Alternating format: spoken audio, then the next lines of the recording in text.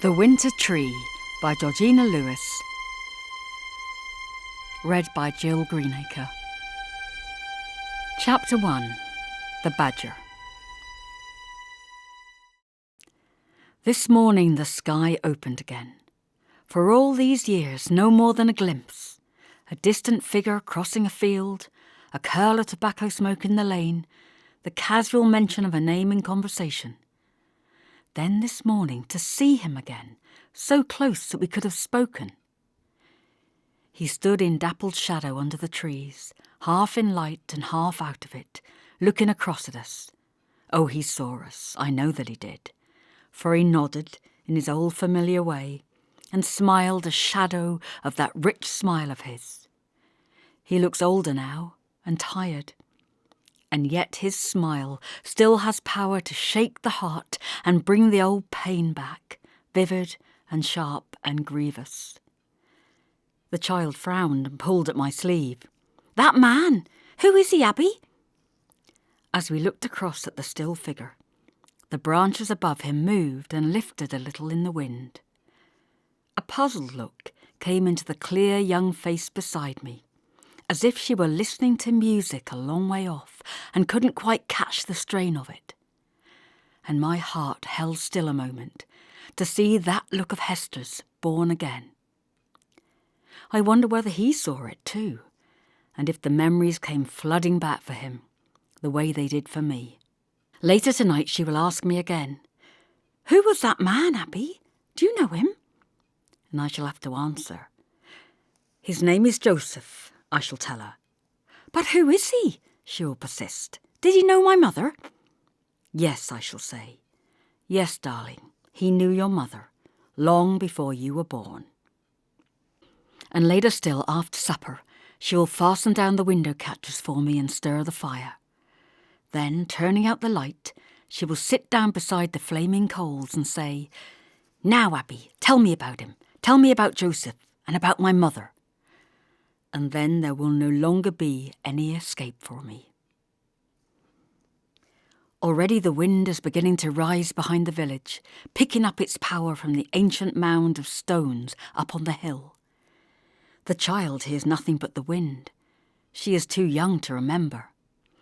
But I can hear a twist of music carried there, the distant cadence of a violin.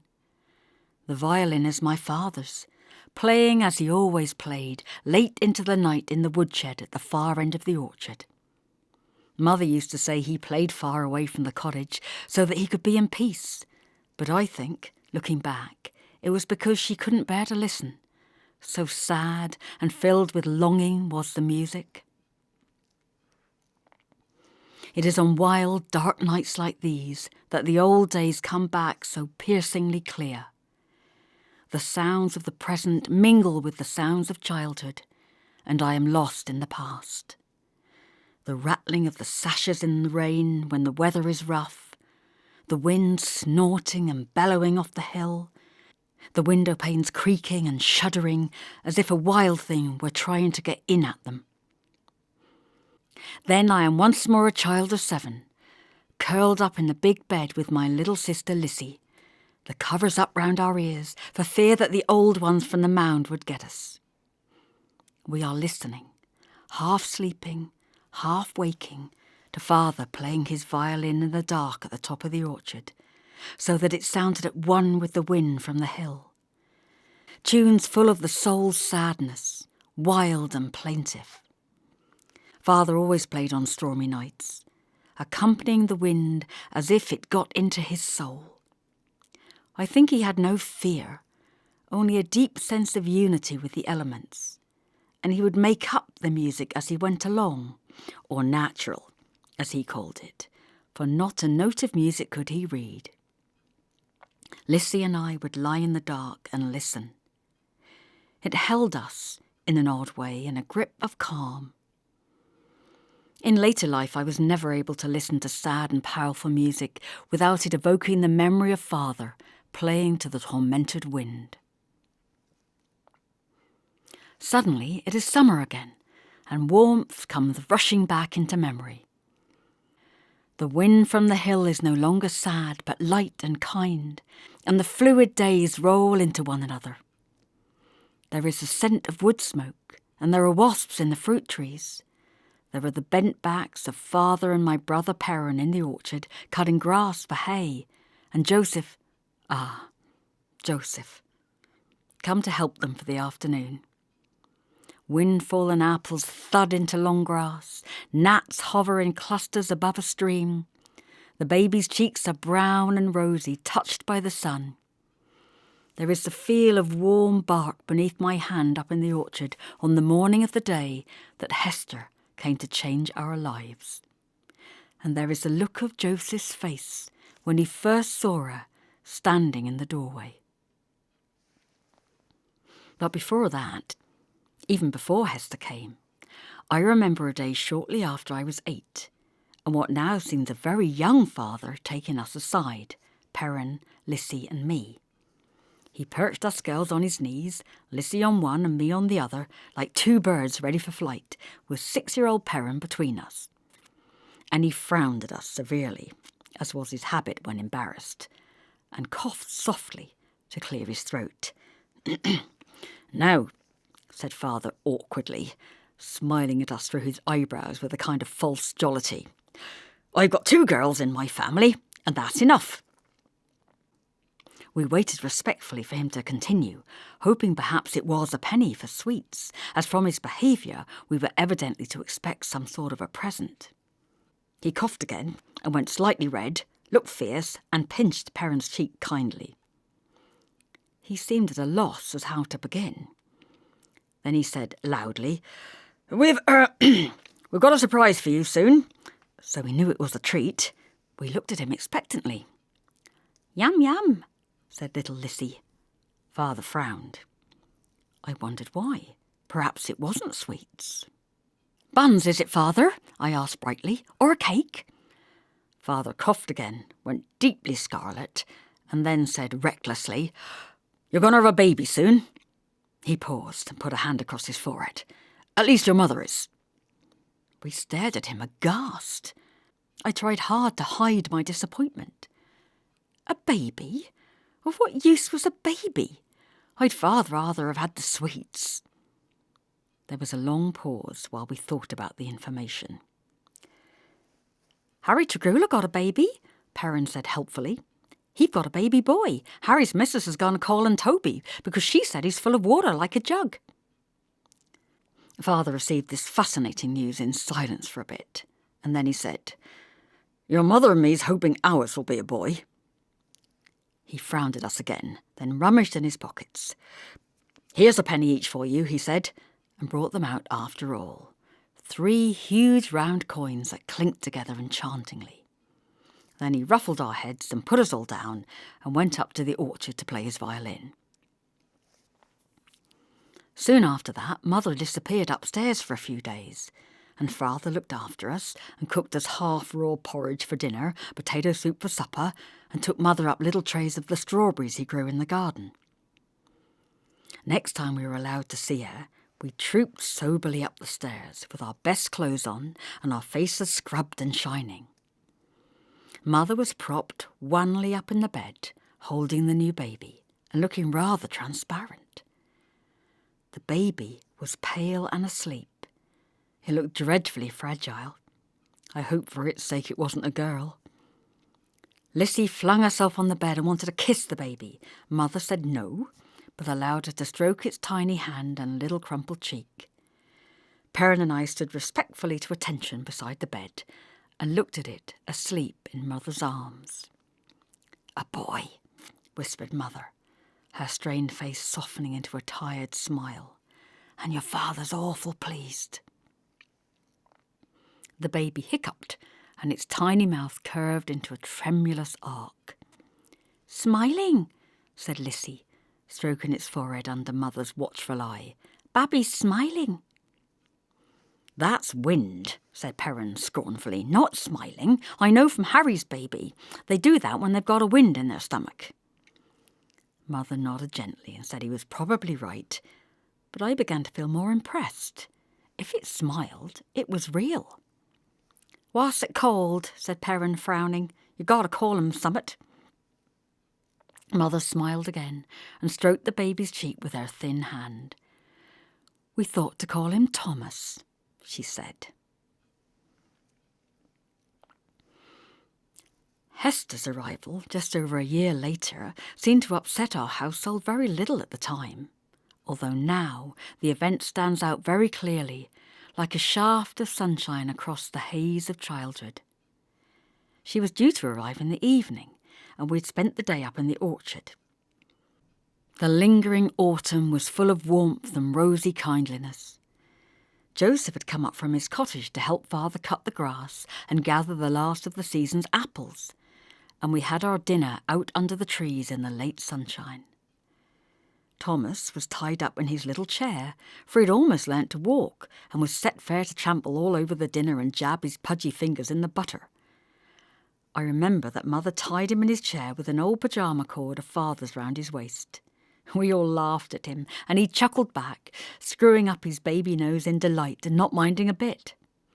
Mother put a hunk of cheese in one of his hands and a tomato in the other, and he sat there looking from one to the other of us and grinning widely while the tomato seeds slipped down his chin. He was a great, strong, healthy baby. His hair was curly and very white, standing out in snow-coloured tufts about his head.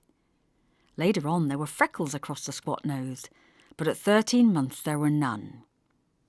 Only the fading brown patches, which were the result of lying idle in the summer sun, with nothing else to do but sleep and eat and learn to laugh. And what a laugh he had! A great wide grin, in which presently appeared a few white pearls. A lovely child was Thomas, full of sunshine. In the evening, Joseph came to have supper with us, a thing he did occasionally, for his mother had died the year before when he was 20, and he lived all alone in his cottage except for his hens.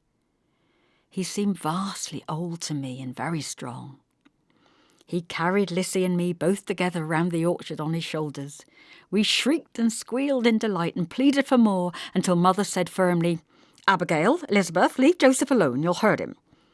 And Joseph grinned and pitched us both laughing helplessly into the pile of hay. Ah, Joseph, how young he seems to me then, looking back now. He never did seem quite so young as that again, nor after that day, the day Hester came. I'll never forget the evening she arrived. After a shave and a good wash to get rid of all the dust and bits of mowing grass, Father left on the train to go over and fetch her from Truro, where she'd apparently been deposited from up country somewhere by one of his sisters.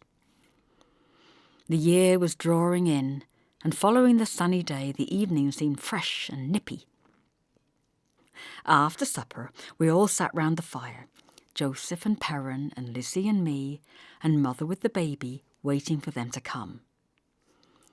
Mother had kept Thomas up late especially, so that Hester should be able to meet us all on her arrival, and not feel a stranger to anyone the next morning.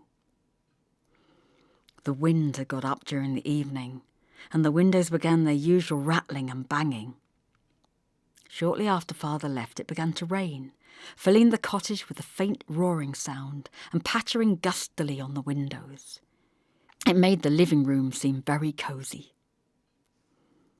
We sat there before the fire, watching the patterns of the flames. Joseph was smoking a pipe and whittling a whistle for Perrin, who was watching him with interest. Lizzie sat perched on the arm of Mother's chair, playing with the baby's hands. She was wearing her best dress and a long ribbon for the occasion, not entirely sure of what was to happen, but excited all the same. From time to time she would start to wriggle and squirm in her dress, where the stiff material scratched and tickled her skin. Mother chided her gently, and she settled again, thumb in her mouth, huge blue eyes peering up at us from above the thumb, until Mother told her that at 4 she was too big a girl to suck her thumb and to leave that to the baby, but if she was that tired she'd better go to bed. The thumb came out of her mouth at once, and Thomas's thumb went into his. Lizzie and Mother played finger games with him for being up so long after his usual bedtime he was fractious and inclined to grizzle. The wind sighed in the chimney, and Joseph puffed on his pipe. My thoughts were up on the hill, for I always felt the old ones were likely to be about on wild nights. The wind moaned in the chimney, and a stray shower of rain spluttered down and hissed for a moment on the coals. Perrin sat, still as a cat, watching a mouse, following the movements of Joseph's fingers. The firelight flickered across his square, boyish face, and threw all our shadows dancing on the walls. I watched the grotesque shapes jumping and listened to the wind battering at the windows, and thought how safe we were inside, and that nothing could ever harm us. "Lissy," said Mother patiently, "stop wriggling, my sweetheart, there's a lamb. Father will be home directly with Hester, and I want you to look nice and not crumple your dress." "Hester," said Perrin, "that's a silly name." He scowled into the fire. "I wish she was a boy and not another silly girl with all they things she's bringing." "What things?" I asked with interest. No one had told me about her bringing things. "Oh, hush, Perrin," said Mother. "You must all be very kind to Hester, my darlings, for she's got no parents left any more, and she's very sad about it, and she's going to come and live with us for always." There was a long silence while we all thought about it. Then I remembered the things. "What things?" I asked. "Mother, Perrin said she's bringing things with her." We all began to talk at once. The little room was full of sound, and the noise of the wind and rain outside was quite drowned by the racket we were making. "Children, please," said Mother, and Joseph said, "Come on now," in stern tones, and order was restored. "Now," went on Mother, "she's only bringing a few bits of clothes in a bag and the cage with the bird in it, and maybe a few things her mother left out." "A bird?" shrieked Lizzie. "A bird? What is it? A parrot?" "Hush, darling," said Mother. "'Tis only some sort of a pet of hers, I believe, nothing fancy or foreign. She's the same age as Abby as Hester, and she's to be your sister, Abby, and share your bedroom and your clothes too, if necessary, and you're all to love her and be very kind to her, and never, ever talk of her parents." Perrin stared. "Why not?" he demanded. Mother paused momentarily. Then she said, "Because it would upset Hester, and it's rude to talk about anything that might upset other people. You know that, Perrin, don't you? We've told you that before, haven't we?"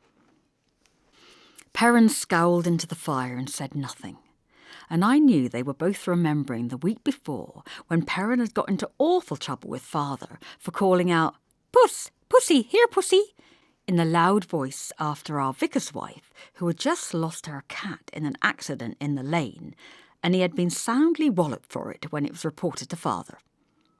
From the look on his face, the memory of the walloping still lingered. "Why is she bringing the bird here?"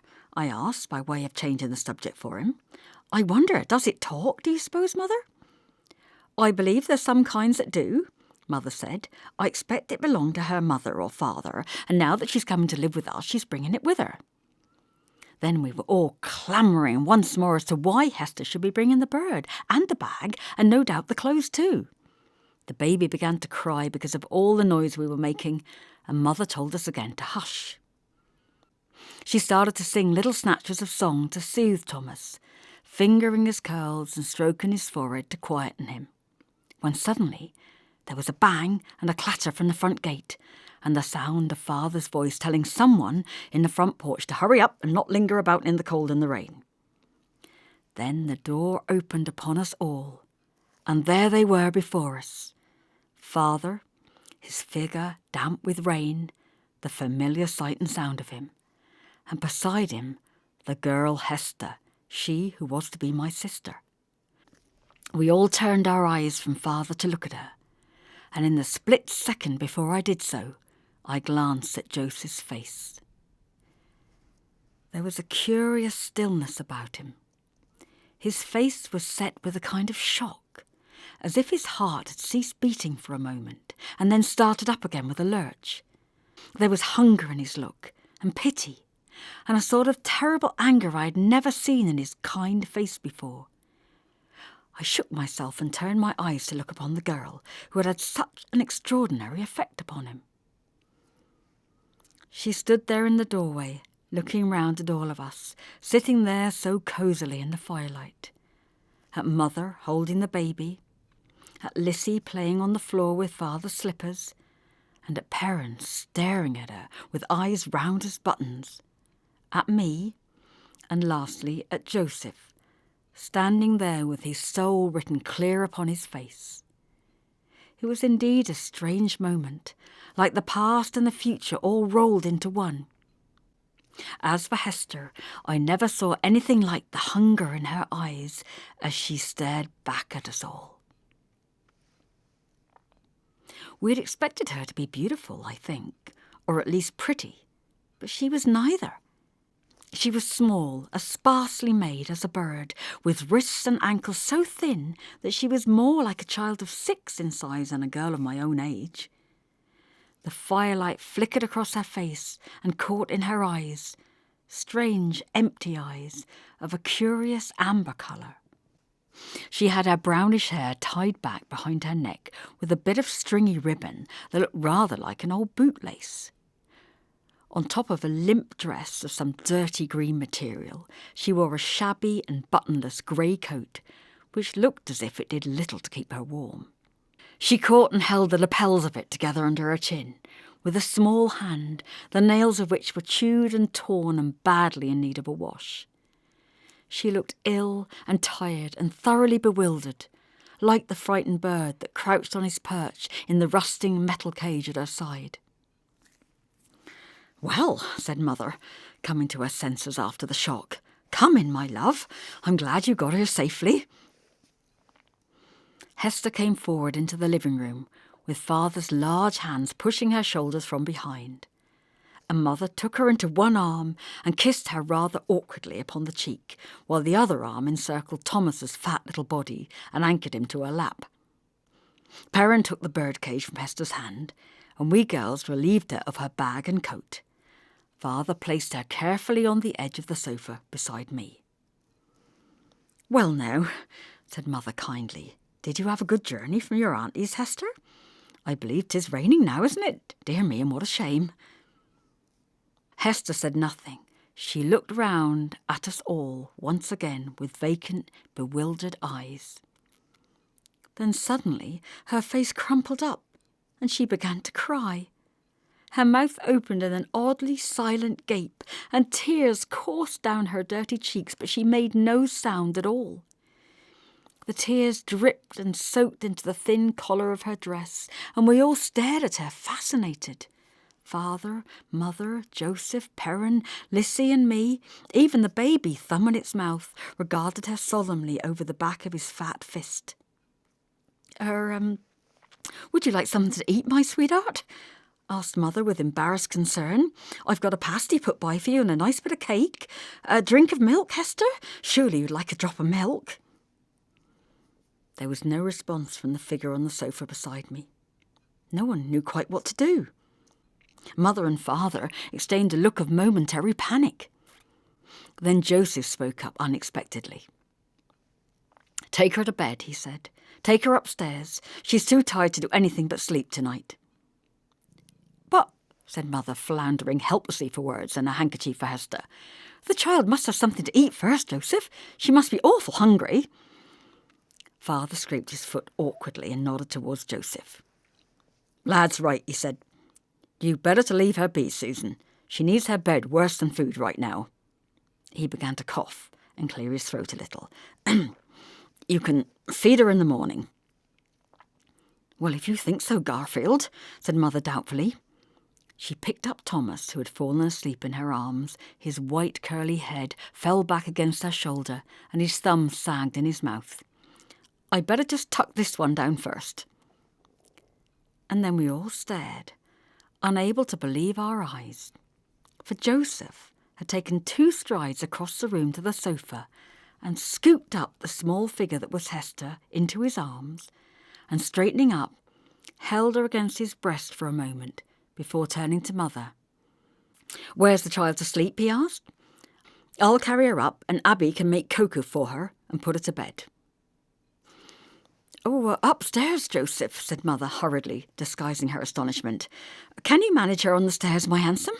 'Tis rather narrow up there. Shall Garfield go first with the candle, Joseph? Then you can see your way. You come behind, children, with Hester's things. I dearly hope the bird don't screech at night and keep us all awake.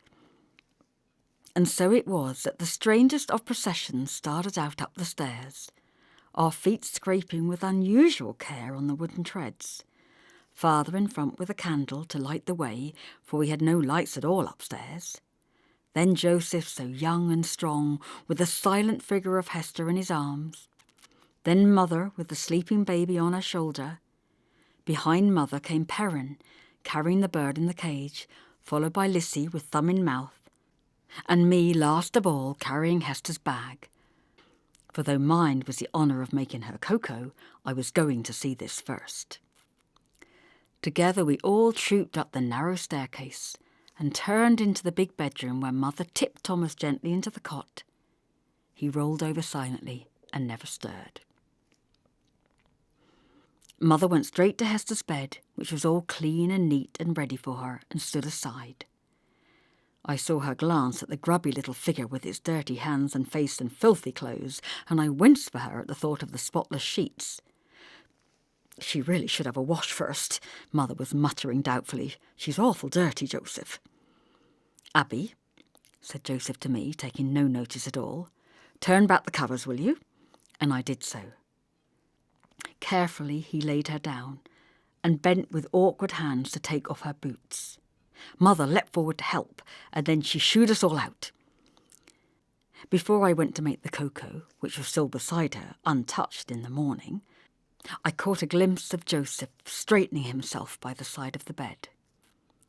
The candlelight fell upon his face, and there was an odd look there that I had never seen before, save once, and that once was when he had taken Perrin and me out for a walk, years and years before, and we had found a poor dead badger caught in a trap.